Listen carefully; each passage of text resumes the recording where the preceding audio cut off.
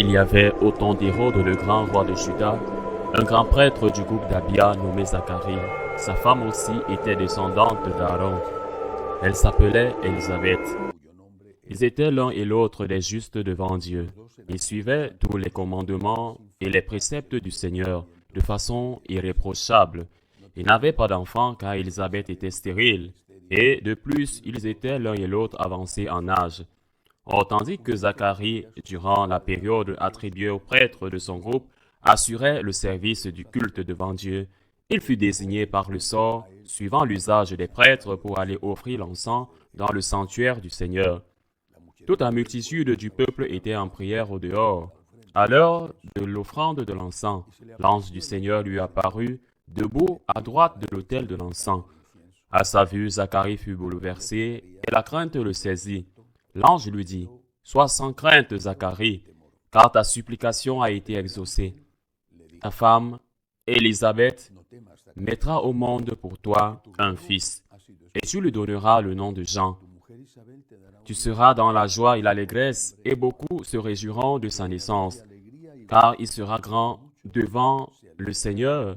Il ne boira pas de vin ni de boisson forte, et il sera rempli d'Esprit Saint dès le ventre de sa mère. Il fera revenir de nombreux fils d'Israël au Seigneur leur Dieu. Il marchera devant en présence du Seigneur avec l'esprit et la puissance du prophète Élie pour faire revenir le cœur des pères vers leurs enfants, ramener les rebelles à la sagesse des justes et préparer au Seigneur un peuple bien disposé. » Alors Zacharie dit à l'ange, « Comment vais-je savoir que cela arrivera? Moi, en effet, je suis un vieillard, et ma femme est avancée en âge. » Là, je lui répondis, « Je suis Gabriel, et je me tiens en présence de Dieu. J'ai été envoyé pour te parler, et pour t'annoncer cette bonne nouvelle. Mais voici que tu seras réduit au silence, et jusqu'au jour où cela se réalisera, tu ne pourras plus parler, parce que tu n'as pas cru à mes paroles. Celles-ci s'accompliront en leur temps. » Le peuple attendait Zacharie et s'étonnait qu'il s'attarde dans le sanctuaire. Quand il sortit, il ne pouvait pas leur parler. Et il comprit que dans le sanctuaire, il avait eu une vision. Il leur faisait des signes et restait muet. Lorsqu'il eut achevé son temps de service liturgique, il repartit chez lui. Quelque temps plus tard, sa femme Élisabeth conçut un enfant. Pendant 5 mois, elle garda le secret. Elle se disait, « Voilà ce que le Seigneur a fait pour moi. » En ces jours où il a posé son regard pour effacer ce qui était ma honte devant les hommes. Acclamons la parole de Dieu. L'ange Gabriel, à cette époque, était particulièrement occupé en tant que messager de Dieu. Il devait d'abord parler à Zacharie, puis parler à la Sainte Vierge. Zacharie et la Vierge lui ont posé une question. Mais la question que Zacharie a posée méritait une punition. Alors que la question posée par la Vierge a remercié pour une explication, les deux questions se sont posées avec le mot « comment ». Comment? Et c'est la seule similitude entre les deux questions. Zacharie demande une preuve. Comment puis-je en être sûr? Comment puis-je en être sûr? Cela implique un doute.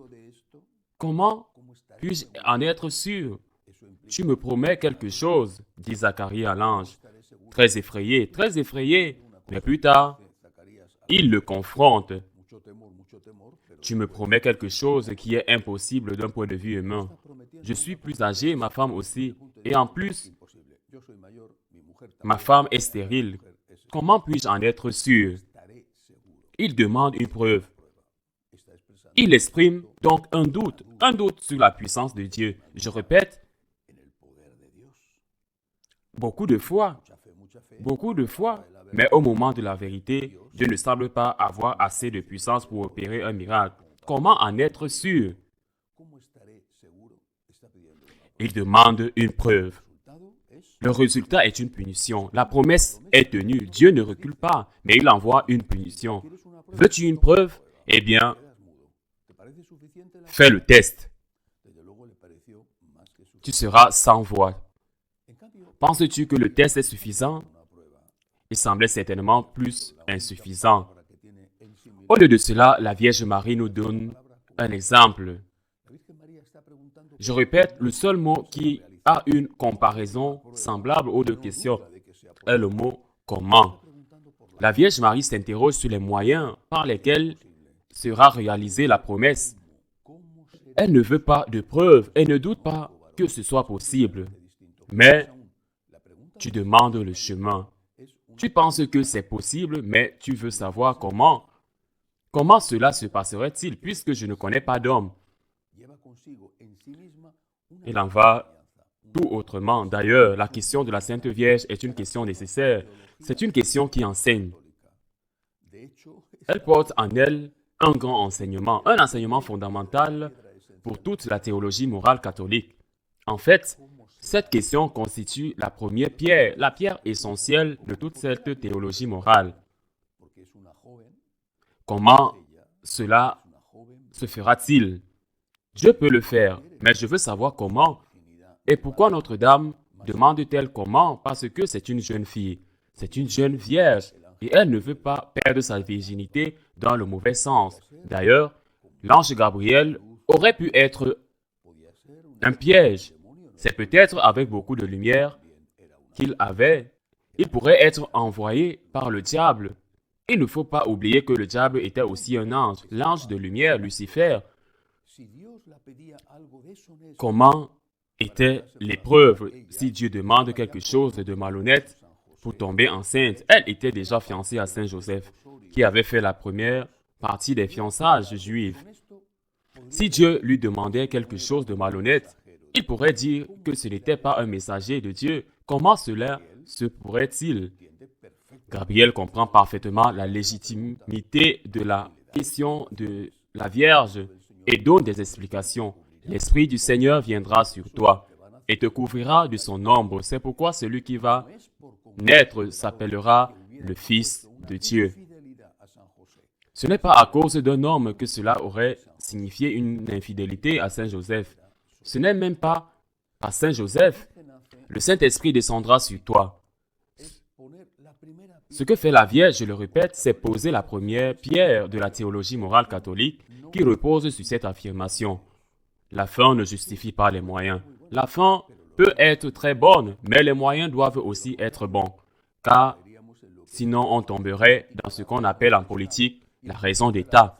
Et selon la raison d'État, un pays en envahit un autre, par exemple pour garder une partie des ressources naturelles de ce pays. La raison d'État peut aussi être la raison de la famille. Selon la raison de la famille, tu te consacres à voler pour donner un avenir merveilleux à tes enfants. La raison d'État peut être aussi, en l'appliquant à un autre domaine, par exemple l'affection. Je suis tombé amoureux de cette fille, ou cette fille est tombée amoureuse de ce garçon. Nous allons vivre ensemble, car nous nous aimons beaucoup. La fin peut être très belle. Amour pour le pays, amour pour ta famille, amour pour une personne. La fin peut être très bonne, mais aussi les moyens pour y arriver doivent être bons. La Vierge Marie qui est l'Immaculée, il ne faut pas l'oublier, celle qui est exempte du péché et originelle dès sa conception, la Vierge Marie, là devant l'ange, à 15-16 ans, est assise sur une chaise, la chaire de la théologie morale. La fin ne justifie pas les moyens. L'ange le comprend, il ne s'énerve pas. Il ne prévient pas qu'il va y avoir une punition, mais il donne l'explication essentielle. Les moyens vont être cohérents avec la fin. Ils allaient respecter votre intégrité morale. Et vient maintenant la conclusion pour nous. À propos, je vais faire attention à tout ce qui concerne Zacharie. Quand tu as des doutes sur Dieu, tu risques que Dieu te le dise parce que si tu as des doutes et que tu ne me fais pas confiance, tu recevras une punition.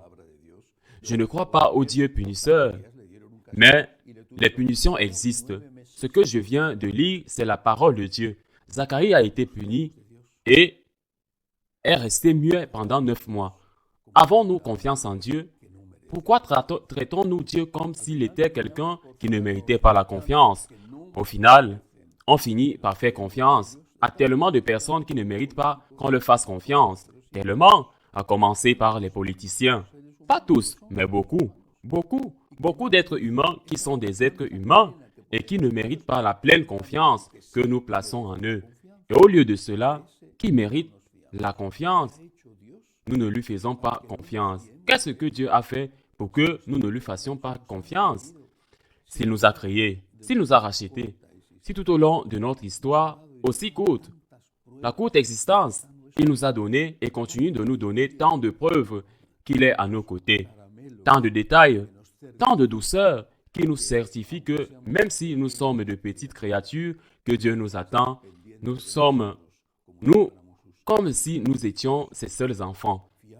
Faire confiance à Dieu n'est pas un don qu'on lui fait. Ce n'est pas une faveur qu'on lui fait. Faire confiance à Dieu est une obligation. Donc, nous lui devons une obligation. On a le devoir de faire confiance et ce qu'on a à faire, comme dans tout autre devoir, c'est difficile à accomplir dans certains moments.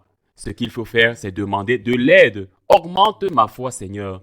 Augmente ma foi. Tu as le droit de te faire confiance.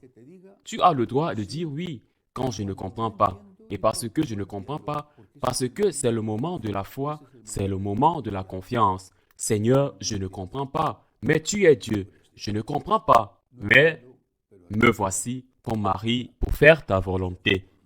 Ainsi soit-il.